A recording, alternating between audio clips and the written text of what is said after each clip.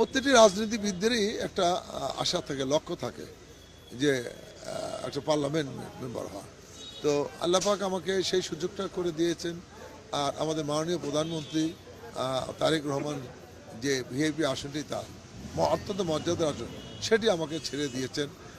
আমি আমার মাননীয় প্রধানমন্ত্রীর কাছে অত্যন্ত কৃতজ্ঞ এবং আল্লাহ পাকের কাছে আমি শুকরিয়া জানাই যে আজকে এই আসনটি আমাকে দিয়েছেন এবং নির্বাচিত হয়েছে।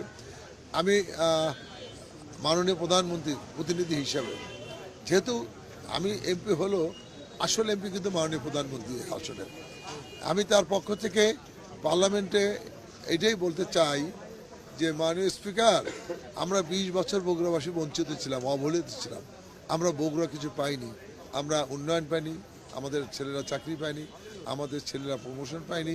কাজে আমাদের যে হিস্সা, যে 20 বছর থেকে বঞ্চিত ছিলাম, বৈষম্য শিকার ছিলাম, সেটি আমাদের দেন। আমরা বলতে চাই না যে আমাদের বগুড়া, আমাদের মাননীয় প্রধানমন্ত্রীর বাড়ি বগুড়াই ডেভেলপমেন্ট করবেন, কিন্তু আমরা পিছিয়ে পড়া বগুড়াকে সামনে এগিয়ে নেওয়ার সুযোগ দিতে হবে। সেখানে বগুড়া সিটি কর্পোরেশন আমরা চাই।